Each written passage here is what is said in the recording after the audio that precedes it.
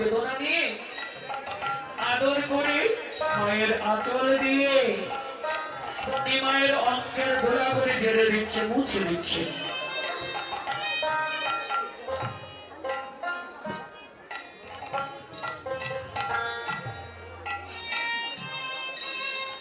মায়ের আঁচল দিয়ে মায়ের অঙ্কের গোলা করে ঝেড়ে দিচ্ছেন। এদিকে পাশে দাঁড়িয়ে দাঁড়িয়ে দর্শন করতেছিলেন বৈষ্ণব কবি গীতকর্তা। মাকে ডাকছে, মা ও মা, তোমার নিমাইয়ের অঙ্গের দোলা তুমি ঝেড়ে দিচ্ছ, দাও দাও, ঝেড়ে দাও। নিমাইয়ের সমস্ত অঙ্গের দোলা তুমি আঁচল দিয়ে তুমি মুছে দাও, ঝেড়ে দাও, তাতে অভিযোগ নেই, দুঃখ নেই। কিন্তু একটা নিবেদন, তোমার নিমাইয়ের যুগল চরণে যে ধুলাগুলি লেগে আছে সমস্ত অঙ্গের দোলা তুমি ঝেড়ে দাও। তোমার নিমাইয়ের চরণের দোলাটুকু তুমি মুছে দিও না। কেন জানো? আমার বহুদিনের আশা, বহুদিনের আশা, তোমার নিমাইয়ের ধুলা বাঁধা চরণ দুখানে আমি যে নয়ন জলে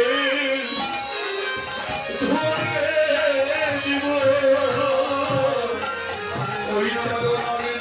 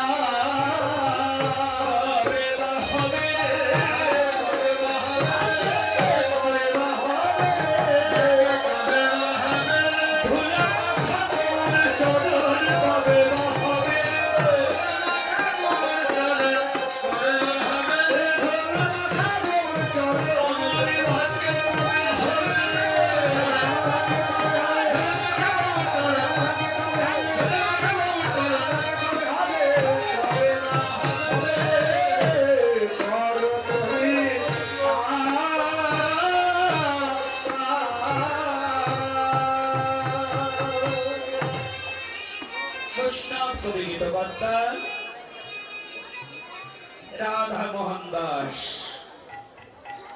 এতক্ষণ গৌরী লীলা আস্বাদন করিলেন। এবার আমরা গৌরী লীলা বিশ্রামে রেখে দিয়ে নিজ নিজ গুরু কৃপা শিরে ধারণ করে মধুময় বৃন্দাবন লীলায় প্রবেশ করব। এদিকটা গ্রহণ করে দাও। হ্যালো হ্যালো হ্যালো, সকলে মিলিয়ে এবার কিন্তু দুই হাতে তুচো করে বৃন্দাবন লীলায় যেতে হবে। হ্যাঁ, আর কিছু জানা থাকার না থাক, বর্তমান সমস্ত ভক্তদের এই কথাটা জানা আছে যে বৃন্দাবনে গেলে দুই হাত উঁচু করে বৃন্দাবনে যেতে হয় নাকি? হ্যাঁ, সবাই মিলে দুই হাত উঁচু করে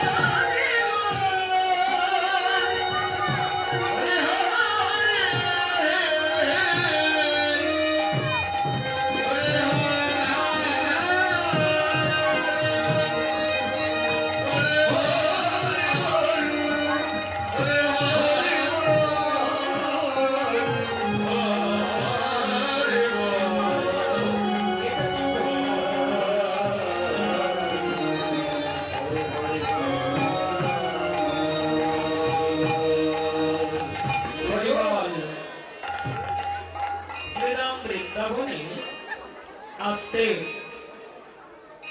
আমাদের পূর্বের লীলা স্মরণ করেছেন না? পূর্বের লীলা সূর্য পূজা লীলা। সূর্য পূজা লীলায় পৌরোহিত্য করেছেন একজন যাজ্ঞিক ব্রাহ্মণ, শুদ্ধ বেদ মন্ত্র উচ্চারণ করে। আজকে এই বৃন্দাবনের মধ্যে সকলেই আপনারা পূজারী, তাই ব্রাহ্মণের পূজায় সন্তুষ্ট হয়ে মনে হয় দক্ষিণা একটু বেশি বেশি দিয়েছেন নাকি? হ্যাঁ, বাবেরটা বলেছিল কত দেন? যাই হোক, অনেক দক্ষিণা দিয়েছে। এত দক্ষিণা দিয়েছে, সমস্ত পূজারীগণ ব্রাহ্মণের পূজায় সন্তুষ্ট হয়ে ব্রাহ্মণ বললেন, হে পূজারীগণ, শোনো শোনো, তোমরা সকলে যে দক্ষিণা আমাকে দান করছো, আমি কিন্তু তোমাদের এই দক্ষিণা নিতে পারবো না, গ্রহণ করতে পারবো না। পূজারীদের মধ্যে জটিলা বুড়ি ওখানে উপনীত ছিল। এই কথাটা জটিলা বুড়ি তুলে ধরেছে। ও ব্রাহ্মণ, এতক্ষণ তো ভালোই পূজা অর্চনা করেছো, কিন্তু এই কথাটা তোমার ভালো হলো না। কেন? বললেন, জীবনে অনেক ব্রাহ্মণ দিয়ে আমরা পূজা অর্চনা করেছি, কিন্তু তুমি যেমন করে শুদ্ধ, এমন শুদ্ধভাবে বেদ মন্ত্র উচ্চারণ করেছো, এমন শুদ্ধ সঠিক বেদ মন্ত্র উচ্চারণ করবার মতো ব্রাহ্মণ আমি জীবনে কখনো দেখিনি। তাতে আমার ভাবনা যে তুমি সাধারণ কোন ব্রাহ্মণ নাও, নিশ্চয় কোন যাজ্ঞিক ব্রাহ্মণ হবে। আর সমাজে যারা যাজ্ঞিক ব্রাহ্মণ, তারা বেদের সমস্ত নিয়ম কানুন জানে। বেদের সমস্ত নিয়ম যারা অর্জন করেছে তাদেরকে বলা হয় যাজ্ঞিক ব্রাহ্মণ। যেমন তুমি ব্রাহ্মণ নয়, তা ব্রাহ্মণ শোনো, যাজ্ঞিক ব্রাহ্মণ যারা তারা এটাও জানে যে কোন পৌরোহিত যজমানদের বাড়িতে গিয়ে যদি পূজা অর্চনা করে, পূজার শেষে দক্ষিণা গ্রহণ না করে যদি চলে যায়, তাহলে তাদের ওই পূজাটা কি অসম্পূর্ণ থাকে, সম্পূর্ণ হয় না। অসম্পূর্ণ থাকে। এই জন্য ব্রাহ্মণ, তুমি জেনে শুনে অশাস্ত্রীয় কথা তুমি কি করে বললে? শোনো ব্রাহ্মণ, তুমি ভুল বোধ করতে পারো, কিন্তু আমি তো জেনে শুনে ভুল করতে পারি না। পূজা যখন করেছো, তুমি আমাদের পুরো পৌরোহিত, দক্ষিণা তোমাকে নিতেই হবে। যখন এই কথাটা বললেন, কৃষ্ণ মনে মনে চিন্তা করলেন, এই জটিলাবলী তো সাধারণ মানুষ না, এর সঙ্গে আলোচনা করে আমি কথাই পারবো না, হেরে যাব। কৌশলে বললেন, শোনো হে পূজারীগণ, মামনিগণ, শোনো শোনো, আরে আমি দক্ষিণা যে একেবারে নিব না তা তো বলিনি। আমি শুধু এই কথাটাই বলেছি যে দক্ষিণা তোমরা আমাকে দিচ্ছ, এই দক্ষিণা আমি নিতে পারবো না। এই যে ভালো ভালো নতুন নতুন বস্ত্র, হ্যাঁ, ফলমূল, টাকা পয়সা, ক্ষীর নবনী, কত কিছু দিয়ে দক্ষিণা দিচ্ছ। আমি তো নতুন নতুন বস্ত্র কাঙাল নই মা, আমি ভালো ভালো দ্রব্যের কাঙাল নই গো মা, আমি টাকা পয়সার কাঙালও নই। আমার জটিলা বলি বলছে, ব্রাহ্মণ বলো, তাহলে তুমি কি দক্ষিণা পেলে তুমি সন্তুষ্ট হবে? তুমি যে দক্ষিণা চাইবে, আজ আমরা সবাই মিলে ওই দক্ষিণাই তোমাকে দেব। আমার কৃষ্ণ ব্রাহ্মণ বললেন, সে হোক তাহে কার্য না,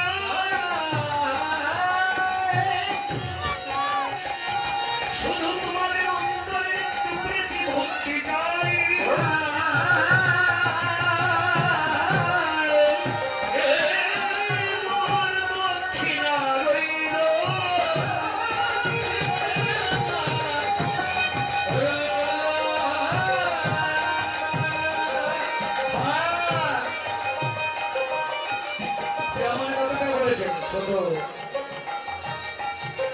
আমি শুধু প্রেম ভক্তির কাঙাল, আমি যে শুধু একটু ভালোবাসার কাঙাল তোমার, অন্য কিছু কাঙাল নয়। পারবে পারবে তোমরা, তোমরা সবাই মিলে তোমাদের মনোপ্রাণের অন্তরের একটু প্রেম ভক্তি দক্ষিণা দিতে, আমাকে একটু ভালোবাসা দিতে পারবে? জটিলার মনোপ্রাণ গলে গেছে। এদিকে কৃষ্ণের সঙ্গে যে আরো একজন ব্রাহ্মণ ছিল, কি যেন নাম, তারা বসে আছেন একেবারে এত অন্তরে ভক্তি, সবকিছু জানে। কৃষ্ণের সঙ্গে আরো একজন ব্রাহ্মণ ছিল, যার নাম হলো বটু ব্রাহ্মণ। এই বটু ব্রাহ্মণ ছিল একটু লোভী, আর লোভ তো থাকতেই পারে নাকি, দরিদ্র ব্রাহ্মণ তো একেবারেই দরিদ্র। তা বটু ব্রাহ্মণ পিছনে দাঁড়িয়েছিল, মনে মনে চিন্তা করলেন, এই দক্ষিণাগুলি যদি একটু কায়দা করে একটু গুছিয়ে গাছিয়ে যদি নিতে পারি, অন্তত 2-4 দিন চলার মতো একটু ব্যবস্থা হয়ে যাবে। তা বটু ব্রাহ্মণ কি করলেন, এবার আস্তে আস্তে কৃষ্ণের সামনে গিয়ে আঁচল বেঁধে যত দক্ষিণা ছিল ওই সমস্ত দক্ষিণা আঁচলে বেঁধেছে। আঁচলে বেঁধেছে, ফুটপাটা করে বড়ই হয়েছে, অনেক দক্ষিণা তো। ওই দক্ষিণার ফুটনা কাঁধে করে মন্দির থেকে বাহির হয়ে কৃষ্ণ আর হল বটু দুইজন আবার চলছেন কোথায়? ওই রাখালদের গোষ্ঠ খেলার মাঠের দিকে। যখনই গোষ্ঠ খেলার মাঠে প্রবেশ করেছে, কৃষ্ণ মনে মনে চিন্তা করলো, এখন রাখালদের মাঠে যেতে হলে এই ব্রাহ্মণের বেশে তো যাওয়া যাবে না নাকি? ব্রাহ্মণের বেশে গেলে রাখালরা প্রশ্ন করবে, তোর হঠাৎ এই বেশ কেন? তখন উত্তরটা কি দেব? ব্রাহ্মণের বেশ পরিহার করে আবার পুনরায় রাখালের বেশ ধারণ করেছে।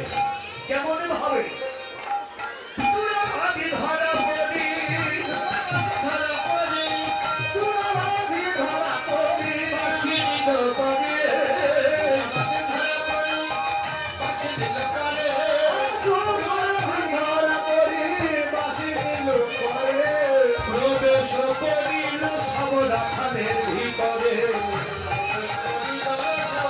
রাখালের ভিতর প্রবেশ করিল সব রাখালের ভিতরে।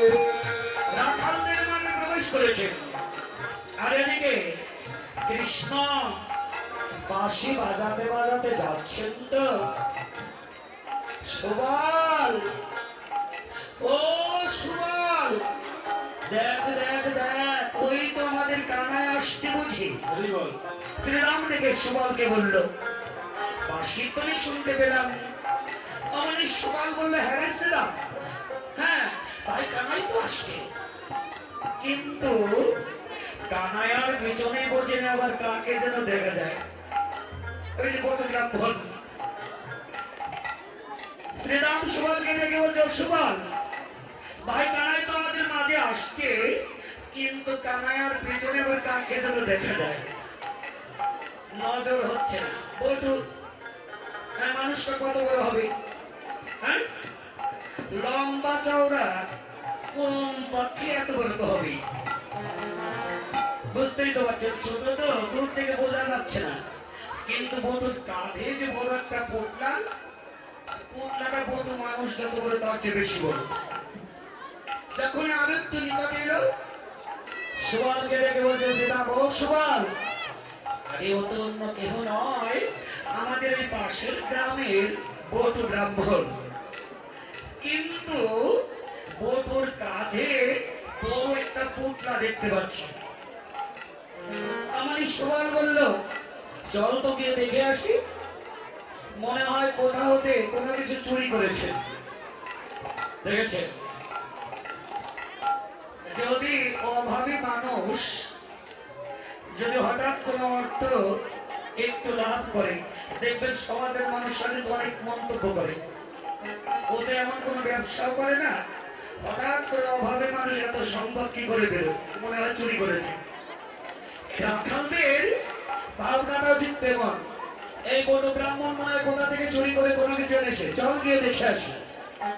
চটপট করে ছুটে এলো, ছুটে এসে বলছে, বলু তোর আঁচলে কি রে? বলছে, আঁচলে যাই ডাক্তারে, তোর কি, দেখবো কি? বলু বলছে, না আমি পুটলা দেবো না, পুটলা তো তোকে দিতেই হবে। জোর করে বটু কিছুতেই পুটলা ছাড়বে না, জোর করে রাখালগণ কেড়ে নিয়ে গেছে। কেড়ে নিয়ে পুটলা খুলে ফেলেছে। বটুর অঞ্চলে বাধা, বটুর অঞ্চলে বাধা, নৈবিত্য দেখিয়া,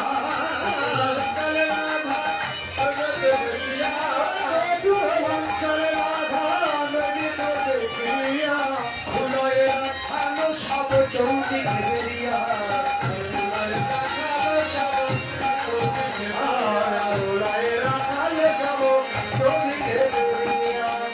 খুলে ফেলেছেন। অমনি বটু কি করেছে, রেগে আগুন হয়ে গেছে। আমি কত পরিশ্রম করে, কত কষ্ট করে মন্দির থেকে নৈবেদ্য করে দিয়েছি, সমস্ত নৈবেদ্য তোরা নষ্ট করছিস।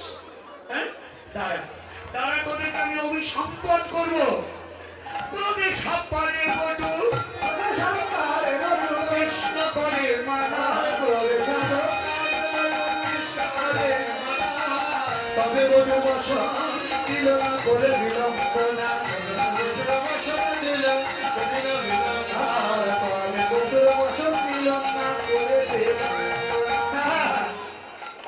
ক্রোধে অভিসম্পদ দেবে।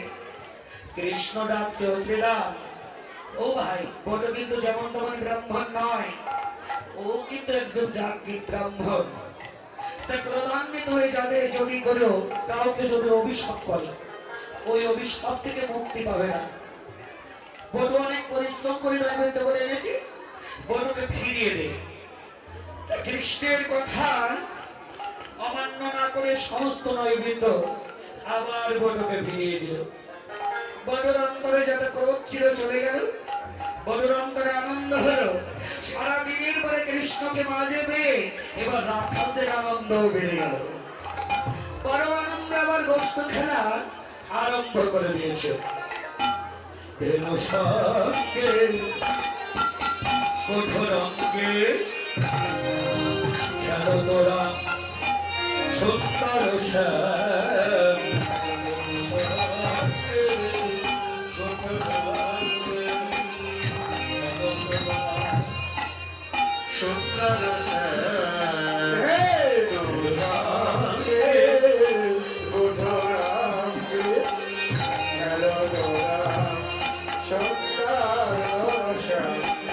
এবার কত খেলা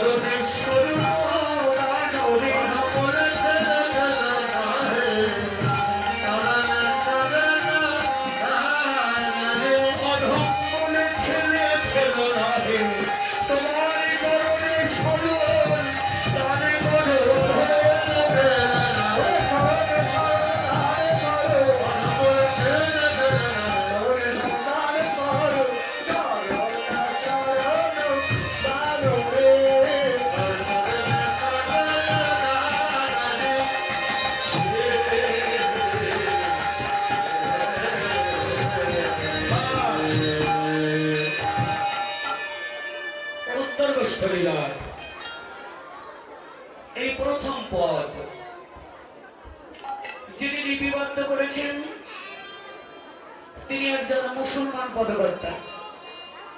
নাম শুনে বোঝা গেল নছির মাহমুদ। এই নছির মাহমুদের জীবনে আপনারা অনেকবার শুনেছেন, অনেকবার। বেশিরভাগ আমাদের ফরিদপুরের কীর্তনিয়ারা, ফরিদপুর যতগুলি কীর্তনিয়া আছে এই পদখানা স্মরণ করে। অন্য কোনো কীর্তনিয়ারা এই পদখানা কেউ জানে না। শুনেছেন নাকি কারো মুখে? হ্যাঁ, দু একজন কীর্তনিয়া আছে আমাদের কাছে এসে লিখে দিয়েছে আর বলেছে দাদার পদখানা কোন গুরুত্বের মধ্যে পাওয়া যায়, এটাও শুনে নিয়েছে। এই পদখানা আছে একখানা বইয়ের মধ্যে, অন্য কোথাও নেই। ওই বইটার নাম হলো মধ্যযুগের বাংলা গীতি কবিতা। সেই গ্রন্থটির নাম হলো মধ্যযুগের বাংলা গীতি কবিতা। ওই বই ব্যতীত অন্য কোনো গ্রন্থের মধ্যে অন্য কোনো বৈষ্ণব ওই যে আপনার গীতরত্নাবলীর মধ্যে ওই পদখানা নেই। যাই হোক, আমাদের এই বৈষ্ণব পদাবলী পদ লিপিবদ্ধ করেছেন ধ্যানে নয়নে দর্শনে যত বৈষ্ণব কবি আছে জগতের বুকে, সমস্ত বৈষ্ণব কবিগণ পদের স্মরণের শেষে রাধা গোবিন্দে যুগল চরণ সেবা ভাগ্য প্রার্থনা করেছে। কি করেছিলেন না? বলরাম দাস, বিদ্যাপতি, শেখর পদকর্তা। শেখর একজন নয়, একজন হলো শেখর পদকর্তা, একজন আছে শশী শেখর। গোবিন্দ দাস, বলরাম দাস, বিদ্যাপতি ইত্যাদি ইত্যাদি যত কবি বৈষ্ণব কবি আছে, সমস্ত বৈষ্ণব কবি রাধা গোবিন্দের যুগল চরণ সেবা প্রার্থনা করেছেন। কিন্তু নাছির রাধা গোবিন্দের যুগল চরণ প্রার্থনা করলেন না। চাই না আমি তোমাদের যুগল চরণ, তোমাদের যুগল চরণ আমি চাই না। কেমন কথা, একটু বিপরীত কথা হয়ে গেল না? এই যে কথাটা লক্ষ্য করবেন, রাধা গোবিন্দের চরণ সেবা চাই না, অনন্ত করে বিশ্ব ব্রহ্মাণ্ডে এমন মানুষকে আছে এই একজনই পাওয়া গেছে যে রাধা গোবিন্দের যুগল চরণ সেবা চায় না। কেন চায় না? নাছির মনে মনে চিন্তা করলে, হে গোবিন্দ, তোমাদের ওই যুগল চরণ সেবা যে আমি চাইব, কি করে চাইব? ওই যুগল চরণ কি করে যে সেবা করতে হয় সেটা তো আমার জানা নাই। হ্যাঁ, তোমার যুগল চরণ চাইলে তুমি দেবে, কিন্তু এমন সম্পদ আমি কি করে সেবা করবো, কোথায় রাখবো? রাখারও জায়গা নেই। ওই চরণ সেবা করবার মতো আমার কোনো যোগ্যতাও নেই। দেখেছে কত বড় ধন্যতা, এত বড় ধন্যতা অনন্ত করে বিশ্ব ব্রহ্মাণ্ডে কোনো কবির মধ্যে পাওয়া যায় না, কোন বৈষ্ণবের মধ্যে দেখা যায় না, একমাত্র নাছিরের মধ্যে। চাই না গোবিন্দ তোমাদের যুগল চরণ সেবা, কারণ ওই চরণ তো সেবা করবার মতো যোগ্যতা আমার নেই। তাহলে যুগল চরণ আমি কি করবো? আমাকে যদি দিতেই চাও, আমাকে যদি তোমরা কিছু দিতে চাও, তোমার ওই যুগল চরণে স্মরণ নিবার মতো যোগ্যতা আমাকে একটু দান করো। নাছির মাহমুদ করো তো হিয়াস, তোমাদের চরণে স্মরণ দানই। ওই যুগল চরণে যে স্মরণ নেব এমন কোন যোগ্যতাও আমার নেই। তোমাকে দয়া করে তোমাদের যুগল চরণে স্মরণ নিয়ে যত জীবনের দিনগুলি কাটিয়ে দিতে পারি। আমি জঙ্গলে থাকি, গাছতলায় থাকি, বা যেখানেই থাকি, আমার জীবনের দিনগুলি তোমাদের যুগল চরণে স্মরণ নিয়ে জীবনের দিনগুলি কাটিয়ে দিতে চাই।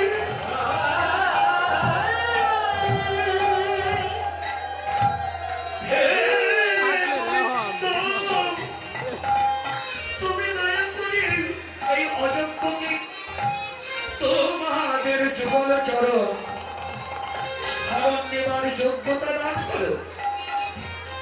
তোমাদের চরণে শরণ আমার দান করো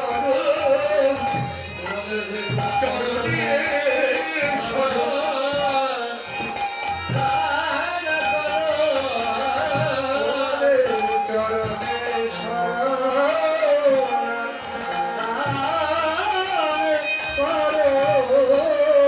আমি জীবনে আমি কিছু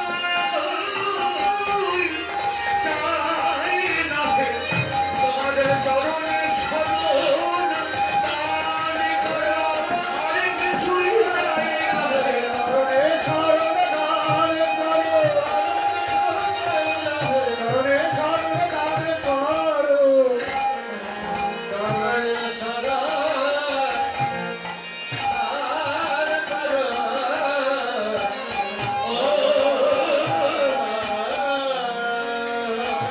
এমনি ভাবে নাচের দুটি নয়ন জলে ভাসতে দিকাছে আর এদিকে কৃষ্ণ গোষ্ঠ খেলা খেলছেন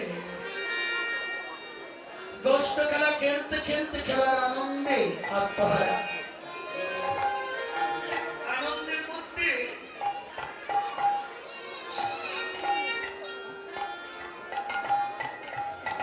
আনন্দের মধ্যে কৃষ্ণ কয়েকবার ঘন ঘন বিষম খেল বদন খালি মলিন হয়ে গেছে সঙ্গ ছেড়ে এক পাশে গিয়ে মলিন বদনে দাঁড়িয়ে আছে শ্রীরাম একটু দূর থেকে দেখলো কৃষ্ণ মলিন বদনে এক পাশে দাঁড়িয়েছে ছুটে এলো আরে ভাই ও কানাই তুই সঙ্গ ছেড়ে মলিন বদনে এক পাশে দাঁড়িয়েছিস কেন তোর বদন মলিনি কেন মনে হচ্ছে তোর অন্তরে দুঃখ কি হয়েছে খুলে বল আমার কৃষ্ণ আদো আদো কণ্ঠে বললেন শ্রীরাম রে ও শ্রীরাম আমার অন্তরে যে অনেক দুঃখ খেলার ভালো লাগছে না কেন কি হয়েছে একটু খুলে বল বলছো ওই তো বুঝি আমার মা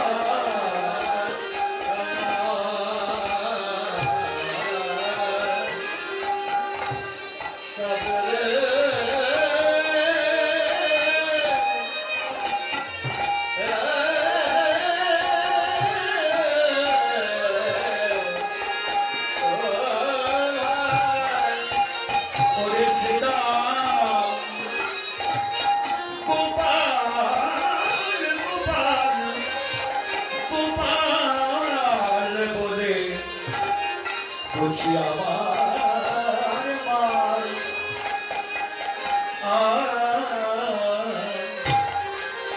তাদের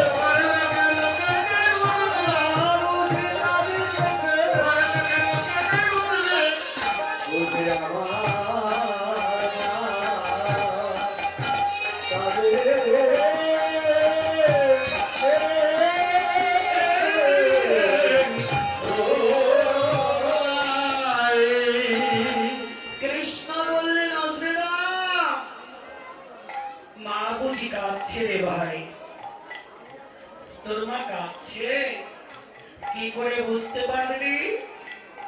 হঠাৎ করে ঘন ঘন বিষম খেলাম, আমার প্রাণ কেঁদে উঠল।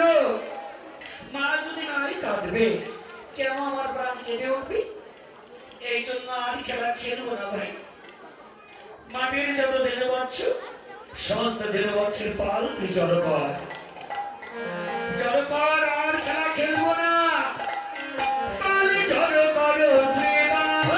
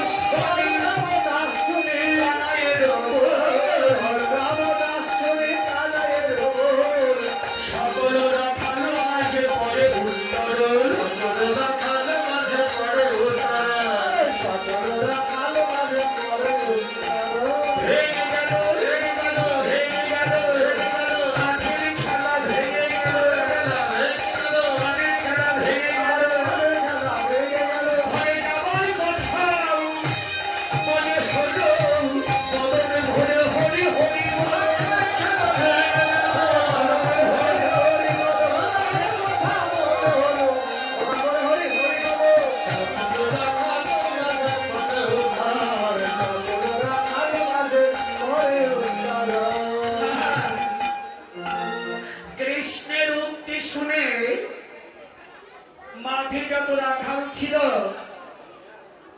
সমস্ত রাখালদেরও নিজ নিজ মায়ের কথা মনে পড়েছে, ঘরের কথা মনে পড়েছে। কিন্তু ওই যে কৃষ্ণ শ্রীরামকে ডেকে বলেছিল, শ্রীরাম পাল জড়ো কর। শ্রীরাম কানাইকে ডেকে বলছে, ও কানাইয়া এই বৃন্দাবনের দেববাচ্চর পালকে আমাকে জড়ো করতে বলেছিস কেন? এই দায়িত্বটা তুই আমাকে দিস না ভাই। এই দায়িত্বটা আমাকে না দিয়ে তুই একটি কাজ কর, তোর হাতে যে বাঁশি আছে ওই বাঁশিটা তুই বাজিয়ে দে, দেখবি তোর বংশের ধ্বনি শ্রবণ করা মাত্রই বৃন্দাবনে যত রাখা আছে, যত বেড়ে আছে, সকলেরই ঘরে যাওয়ার কথা মনে পড়ে যাবে।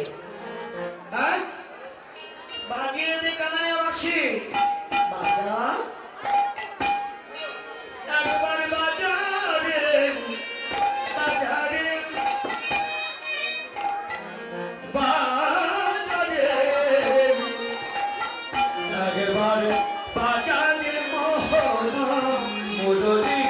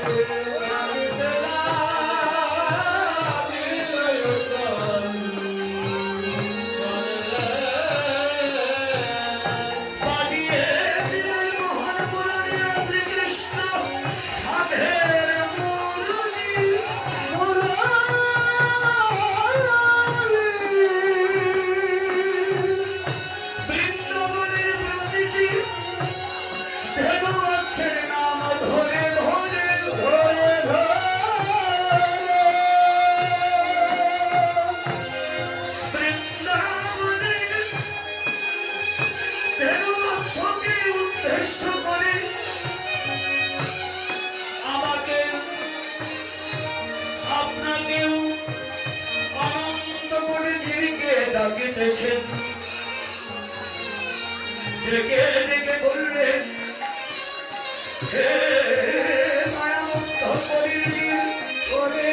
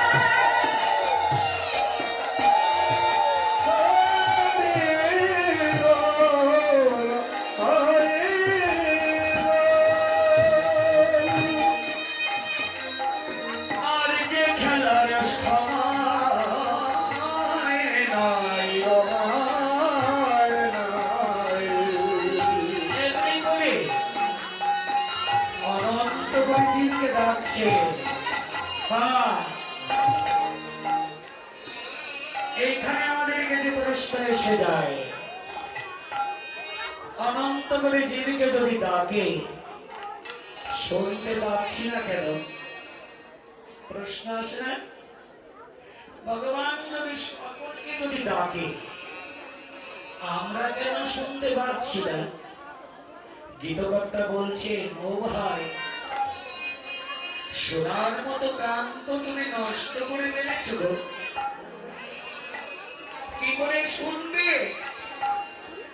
বাজে কথা শুনে শুনে, আরে বাজে কথা বলে বলে আমার মতো যার কান, যার প্রাণ বাজে হয়ে গেছে,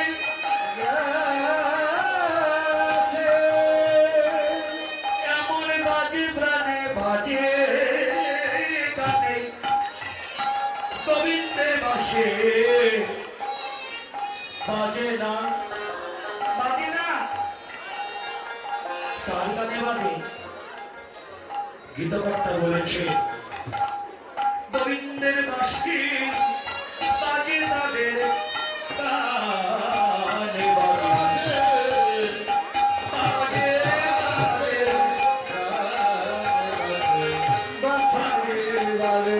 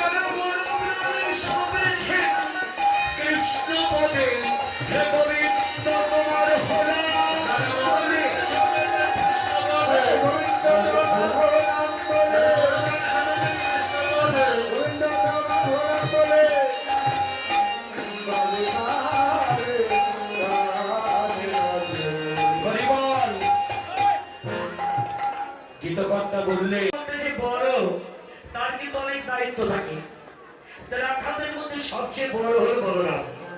মা বলেছিল, বাবা রে, তোর ছোট ভাইদেরকে তুই ছদ্ম ছায়া দিয়ে নিয়ে যাবি, আবার তুই দেখে শুনে বড় বৃক্ষের মতো ছায়া দিয়ে নিয়ে আসবি, কারো যেন কোনো অসুবিধা না হয়। হঠাৎ মাঝপথে বলরামের ওই কথাটা মনে পড়েছে।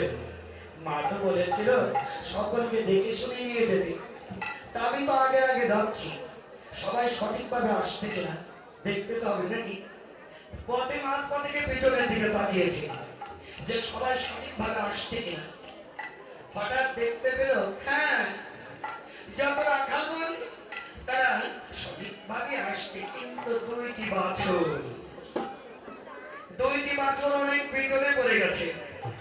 কমলি বাছুরি আসতে, কমলি বাছুরি কাকে বলে?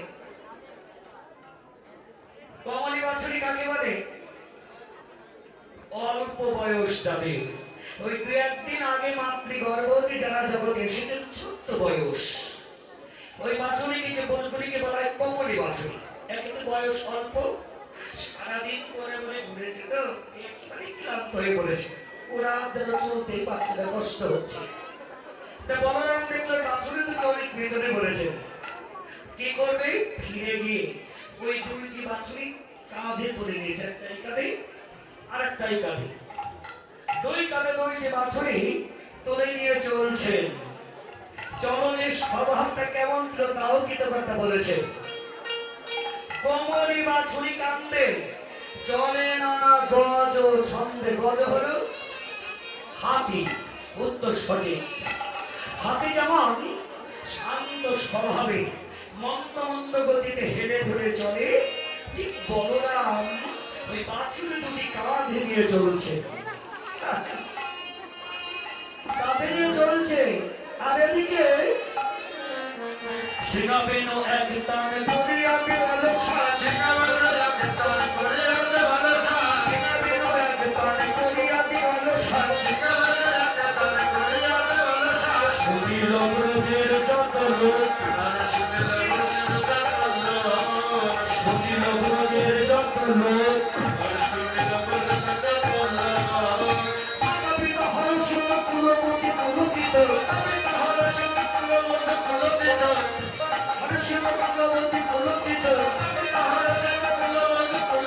বুঝিল সবার শোক দুঃখ, বুঝিল সবার শোক দুঃখ, সকলের গোবিন্দে অর্থাৎ কৃষ্ণ বলরামের সিনা বেনুর ধ্বনি শ্রবণ করলেন সমস্ত ব্রজবাসীরা। পদগুলো একটু হৃদয়ঙ্গম করতে হবে। সিংহাবেনু ধরে যখনই শ্রবণ করলেন সমস্ত ব্রজবাসীদের অন্তরে আনন্দ হয়েছে। ওই তো, হ্যাঁ, এই তো আমাদের কৃষ্ণ বলরাম বুঝে আসছে, এই ভাবনায় সকলের অন্তরে আনন্দ। মাতা পিতা হর্ষিত, হর্ষিত অর্থাৎ আনন্দ। কুলবতী পুলকিত, বুঝিল সবার শোক দুঃখ। যখনই কৃষ্ণ বলরাম গোচারণে চলে যায় তখনই অন্তরে নেমে আসে দুঃখ। আবার যখন সিংহাবেনু ধ্বনি করতে করতে ফিরে আসি সমস্ত দুঃখ বেদনা আবার দূরে চলে গেল। এমনি করতে করতে ফুলের বাগান পার হয়ে চলে এলো, সামনেই হলো কদলীর বাগান। কদলী বাগান হেরিতে পায় অবসানে চলিল চতুর কালে,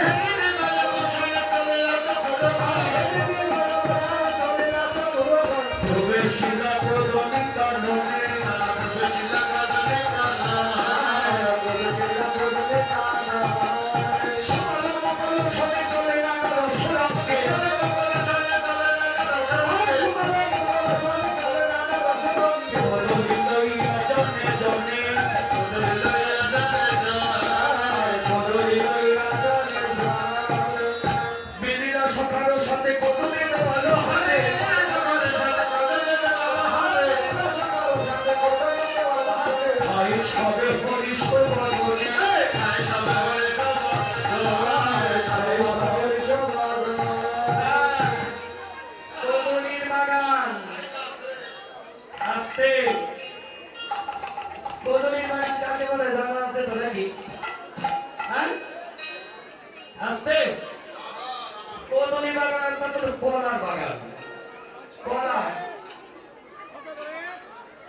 সাধুর ভাষায় বলা হয় কদলী। তা যে পথ ধরে কানাই বা ব্রজ রাখাগণ যাচ্ছে ওই পাশে পথের পাশেই ছিল কলার বাগান। তা কলার বাগানে দূর থেকে দর্শন করলেন প্রত্যেকটি গাছে পাকা পাকা কলা।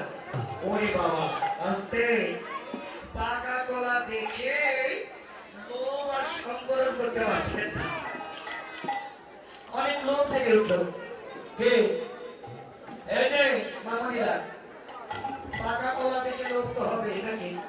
হ্যাঁ, আবার খোদাও তো লেগেছে।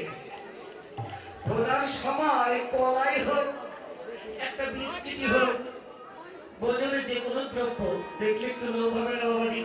হ্যাঁ, সকালবেলা গোচারণে এসেছে, গোষ্ঠ খেলা খেলেছে সারাদিন, রাত্রে 10টা বেজে গেছে। এই যে আমার দিকে দেখাবেন, আপনি যদি কোথাও যেতেন কোনো কাজকর্ম করতে করতে রাত্রে 10টা যদি বেজে যেত তাহলে ক্ষুধা লাগবে না? আর ক্ষুধার সময় ভোজনের দ্রব্য দেখতে একটু লোভ হবে। পাকা কলা দেখে লোক সংকলন করতে পারলেন না, চটপট করে কলার বাগানে প্রবেশ করেছে। গাছ থেকে কলা ছিঁড়ে ছিঁড়ে নিয়ে সব রাখাল যায় নাই। রাখালদের মধ্যে কেউ কেউ বাগানে গিয়েছে, কেউ কেউ যায় নাই। তা যারা বাগানে যায় নাই তাদের হাতে তো কলা ছিল, অনেকে ছিল। হ্যাঁ, তারা তো বাগানেই যায় নাই নাকি, কলা কোথায় পাবে? তা যারা বাগানে গিয়েছে কলা ছিঁড়ে ছিঁড়ে নিয়ে যারা বাগানে যায় নাই তাদের হাতে মিলিত হলো। মিলিনার সখারোর সাথে কদলি দেওয়ালো হাতে, অর্থাৎ সকলের হাতে একটা একটা করে দিল। নে ঘর খাই সবের হরিষ বদনে। হরিষ শব্দের অর্থ আনন্দ, আনন্দচিত মনোভাব নিয়ে কদলি ভোজন করতে করতে যাচ্ছে।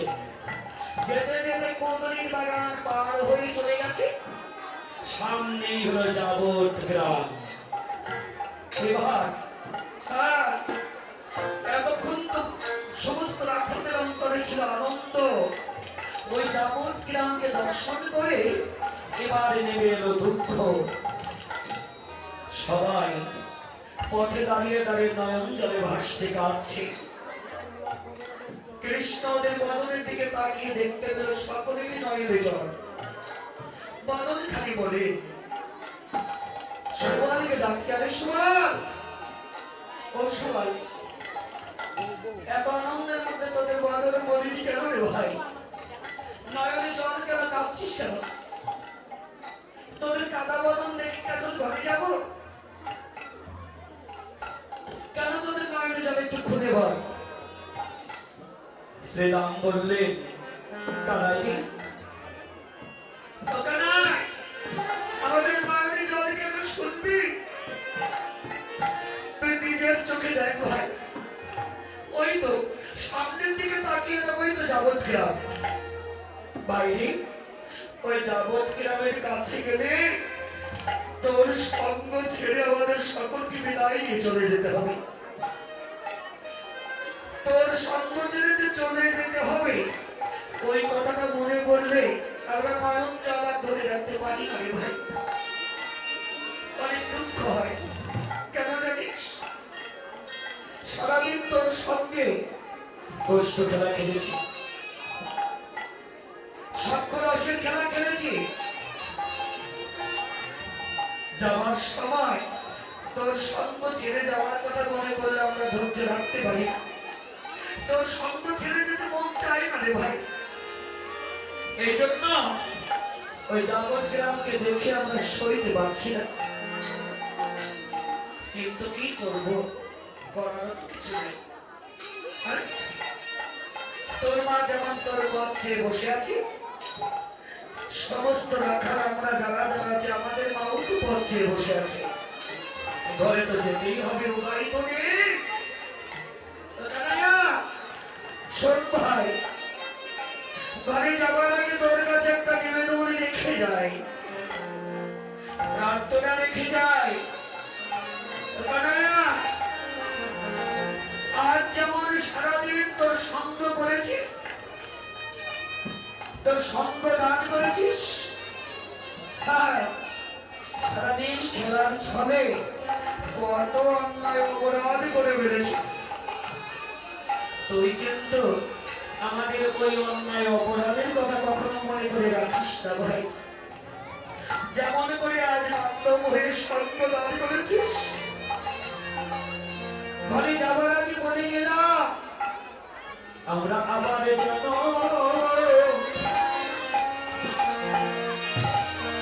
ভাই তোর সঙ্গ পাই রে।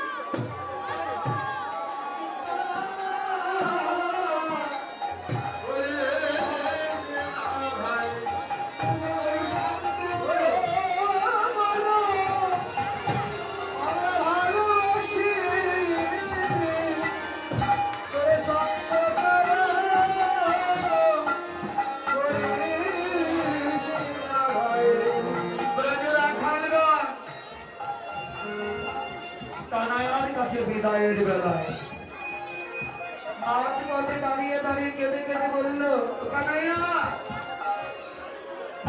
তুই সারাদিনে যেমন করে সঙ্গ দান করেছিস, অন্যায় অপরাধ যতই করি ভাই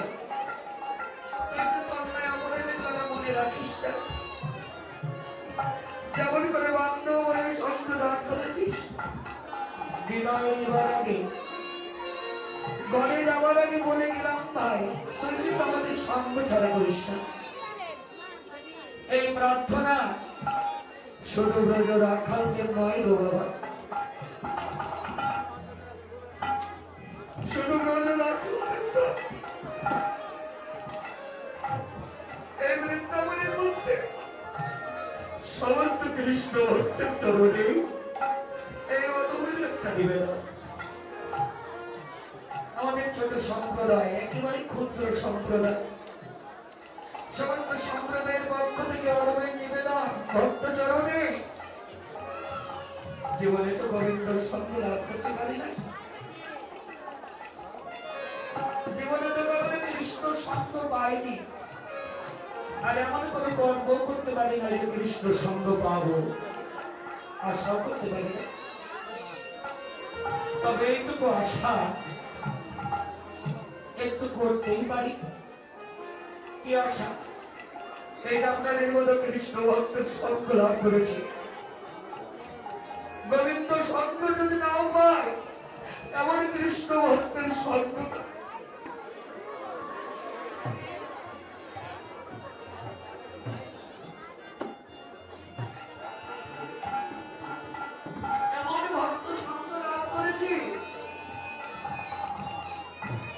এটাও আমাদের যোগ্যতা দিয়ে নয় ছোট,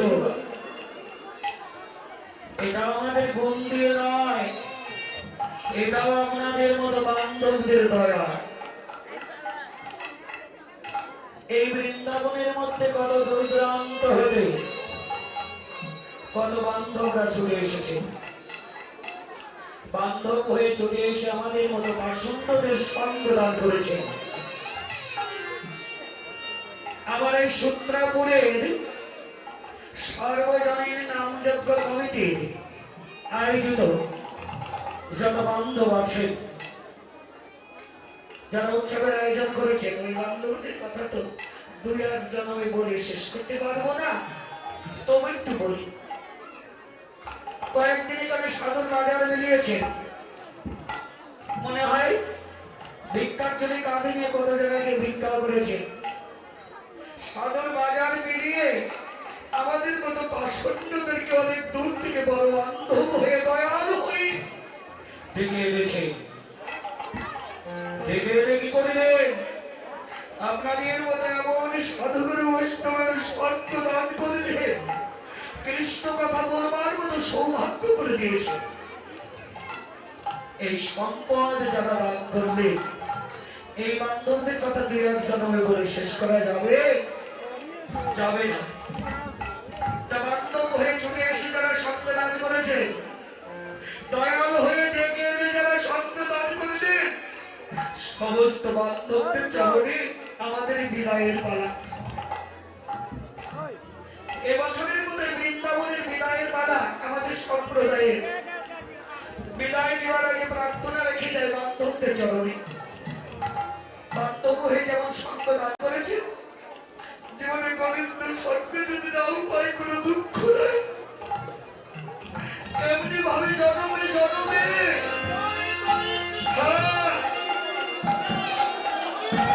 যারা আমার ভক্তের সঙ্গ,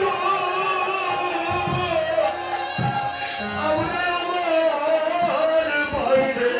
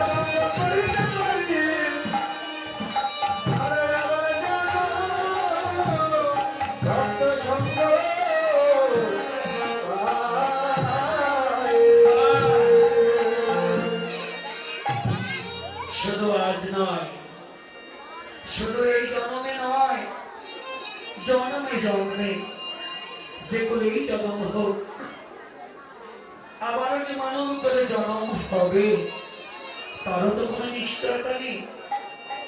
আমার কর্মফল অনুসারে যে করেই জন্ম হোক, মানুষ ও পশুকে পাখি করে জন্ম নিয়ে অথবা কীট পতঙ্গে আমার জীবনের কর্ম বিপাকে পুনঃ পুনঃ গতাগতি নদীর তোমার সঙ্গে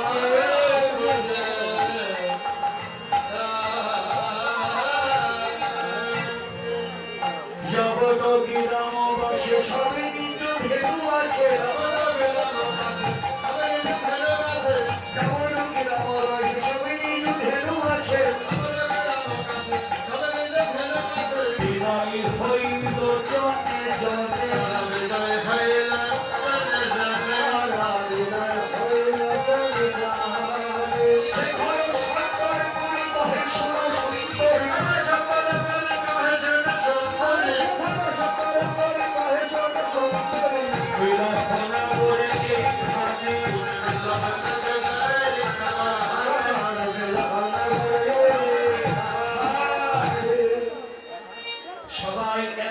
বিদায় নিয়ে চলে গেল। বাকি ছিল কৃষ্ণ বলরাম দুই ভাই। যখনই যাবনের পথে চলে গেল, ওই যে পদকর্তা আসতে শেখর পদকর্তা কৃষ্ণের কানে কানে গিয়ে বলছে, হে গোবিন্দ, এখানে একটু দাঁড়াও। ওখানে দাঁড়া করিয়ে রাধারানীর কানে কানে গিয়ে বলে দিল, রাধে, এখনো তুমি অট্টালিকায় বসে আছো? আমি অট্টালিকায় থাকলে কি কখনো গোবিন্দ দর্শন লাভ করা যাবে? যাবে না। ছেড়ে দাও ওই অট্টালিকা, গিয়ে পথে গিয়ে দাঁড়াও, তাহলে কৃষ্ণ দর্শন তোমার লাভ হবে। আমার রাধারানী ছুটে এলো, ছুটে এসে যাবনের পথে গিয়ে দাঁড়িয়ে দর্শন করলেন প্রাণনাথ। প্রাণবল্লভ গোবিন্দ আসছে। আমারই করজোড়ে গোবিন্দের প্রার্থনা জানালেন, বধূ হে পরাণ, বধূ হে, বধূ হে,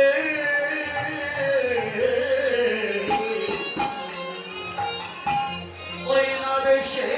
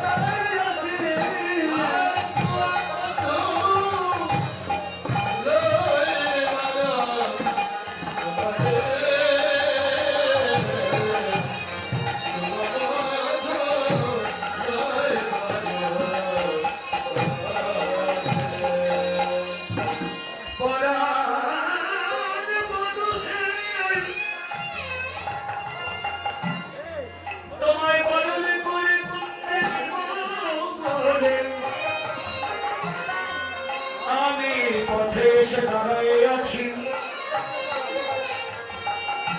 শুধু তা নয় তা নয় আমি আরো কি করেছি জানো বন্ধু ওই যে রবি যখন ওই সে বাটে ওই যায় যমুনার ধারে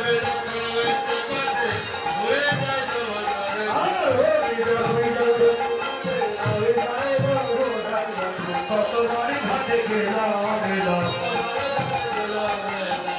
দর্শনে যারা ফেলে ফেলে কতবার ঘাটে গেলাম বিকলসের জলে ফেলে ফেলে কতবার ঘাটে গেলাম আমি জলানি বার ছড়া করে কতবার ঘাটে গেলাম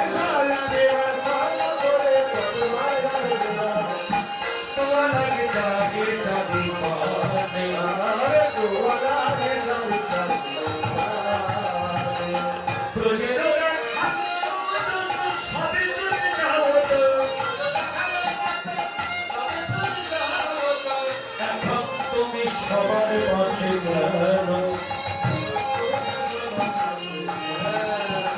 তোমার আসতে এত দেরি আসতে এত দেরি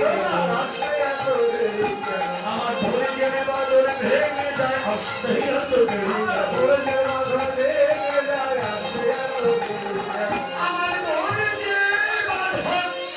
ভেঙে যায় এত বিলম্ব প্রাণে সহে না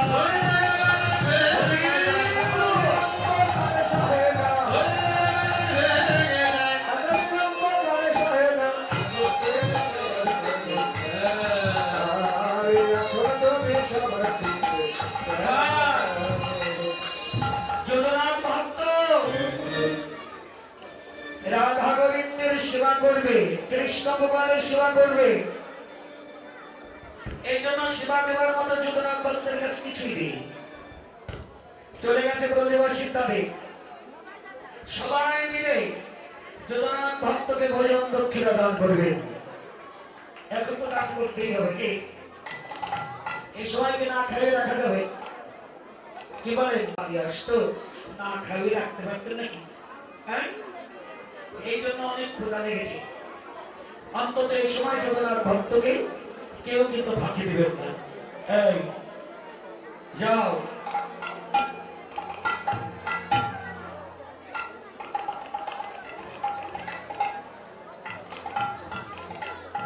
হরি বল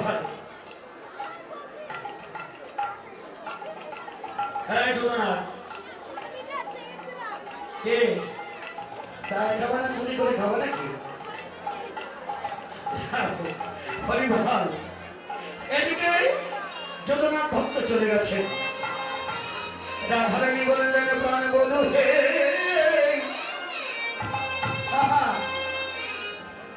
কেন তুমি এত বিলম্ব করেছ বুঝতে পেরেছি তুমি না বললেও তোমার এই বদনখানা দেখে আমি বুঝে পেরেছি কেন তুমি বিলম্ব করেছ চঞ্চল ধবলির সনে কত না হেঁটেছ বনে চঞ্চল ধবলির সনে কত না হেঁটেছ বনে চাঁদ মুখ গেছে শুকাইয়া তোমার উজ্জ্বল বদন মলিন হলো উজ্জ্বল বদন মলিন হলো চঞ্চল ধবলির পিছে ছুটে ছুটে উজ্জ্বল বদন মলিন হলো চঞ্চল ধবলির পিছে ছুটে ছুটে উজ্জ্বল বদন মলিন হলো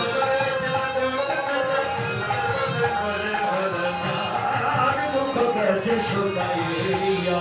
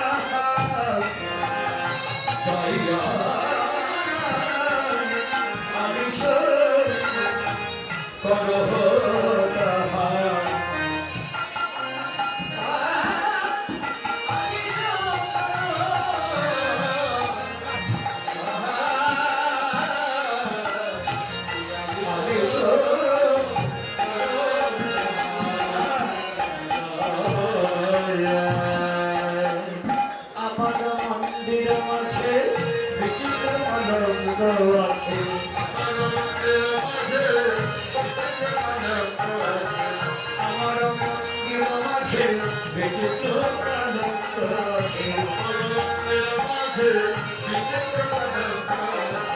আশেপাশের ফুলের বানের আশেপাশের আমি তোমার লাগে সাজাইছি তোমার লাগে সাজাইছি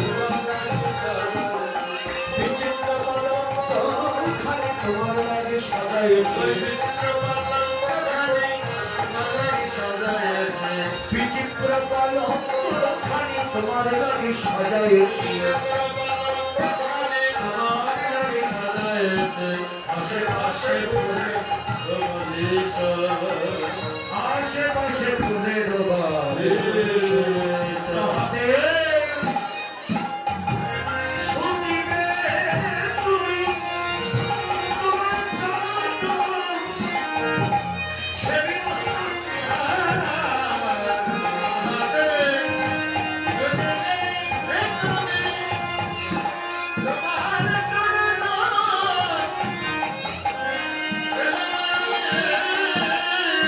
আমি যে বড় আশা করি দাঁড়াইয়াছি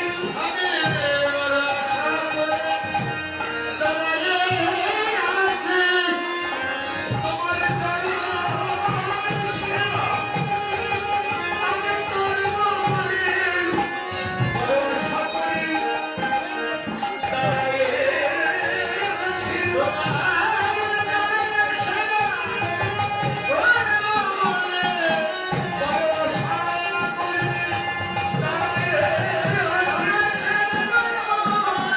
আশা করি দাঁড়াইয়াছি আশা করি দাঁড়াইয়াছি পাছে চলি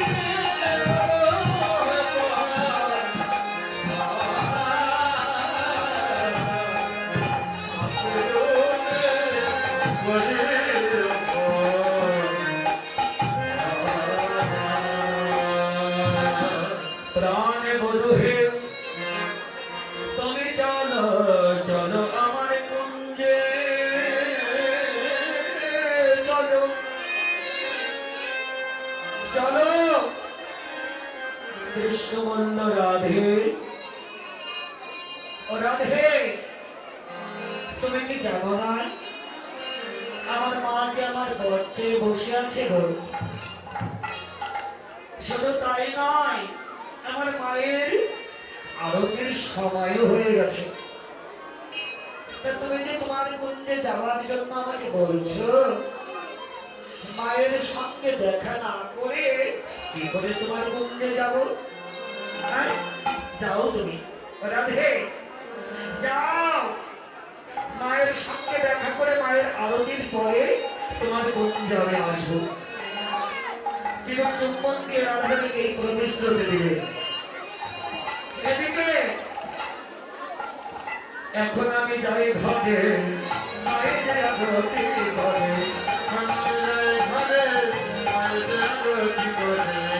এখন আমি যাই ঘরে মায়ের যে আরতি করে সখা কোন করিল কয়ান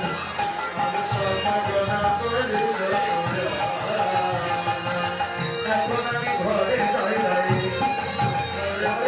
আরতির সময় হয়ে গেছে এখন আমি ঘরে যাই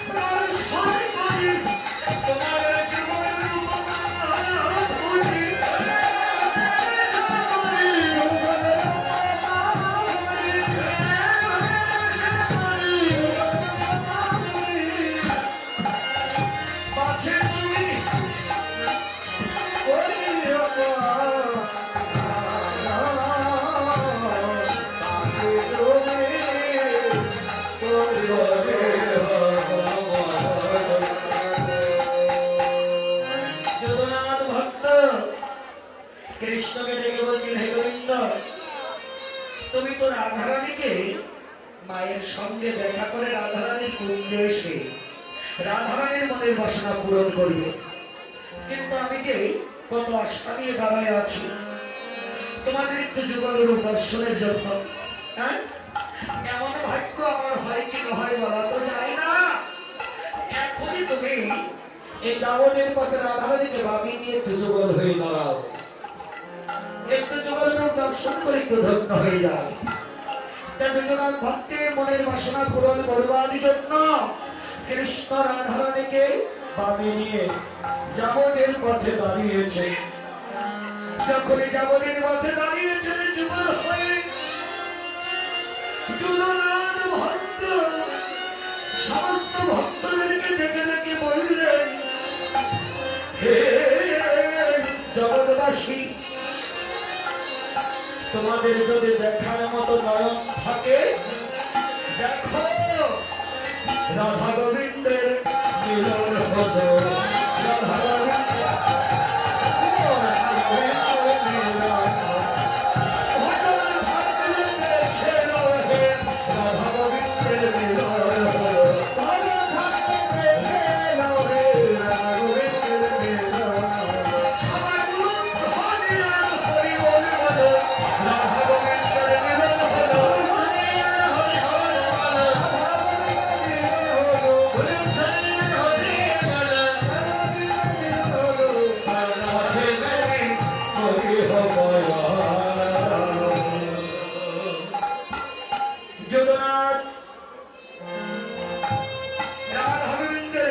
সেবা করলেন।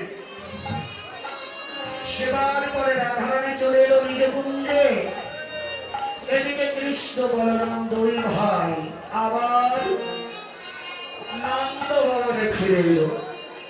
বনসায়ে আহত নন্দ দুলাল,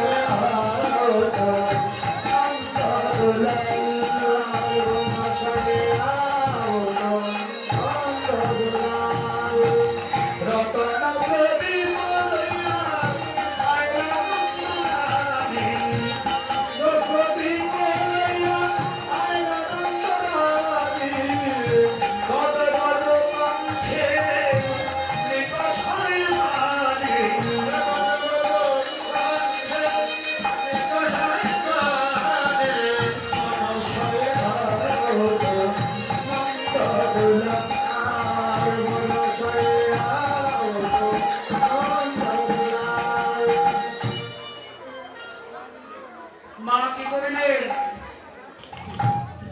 আরতি করবার জন্য যা কিছু কিছু লাগে মা যশোমতি নিয়ে এসে দুই ভাইকে আরতি করতে লাগলেন। আরতি করেন রানী বালক মুখ, আনন্দ মুখ গোপাল মুখ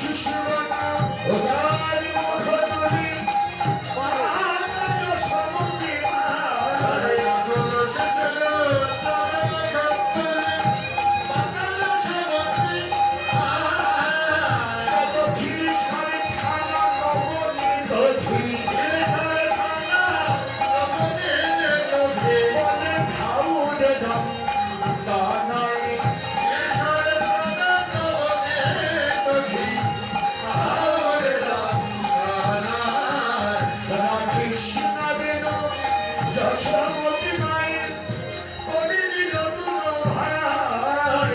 কৃষ্ণ বেদ যশোমতী মায়ের করিল যত্ন ভাই। মঙ্গল পুছে নন্দ ঘোষে জগদানন্দ ভাই। মঙ্গল পুছে হরিব। মঙ্গল পুছে নন্দ ঘোষে জগদানন্দ রানী ভাসে আনন্দ সাগরে। নামেতে বসায় দক্ষিণে বসায় আমি মন্দির মুখ সুধা করে ধীরে নবনীশ্বর আনিয়াছে থরে থরে আগে দিল রামের বদলে পাশে কানাইয়ের মুখে যাই রানী মহাসুখে পাশে কানাইয়ের মুখে যাই রানী মহাসুখে আমি মুখ সুধা করে মায়ের আনন্দ ধরে ধরে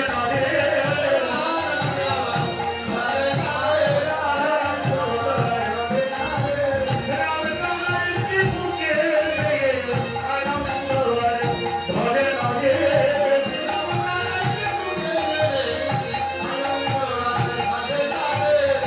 গোবিন্দ বলে জয় ধরে দিল।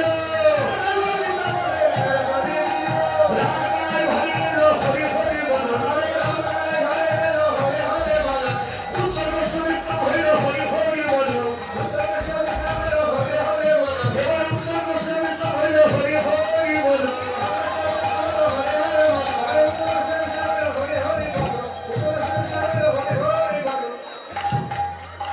জয় জয় শ্রী শ্রী নিতাই গৌর রাধা কৃষ্ণ বীররতন হরি পুরুষ প্রভু জগন্নাথ সুন্দর প্রীতি প্রেমানন্দে হরি হরি বল। হরি হরি বল।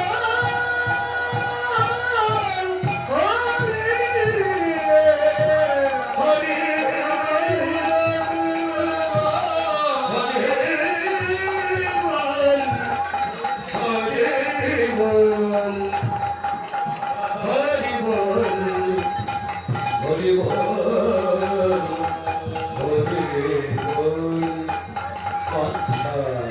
কল্পতরু ভ্রষ্ট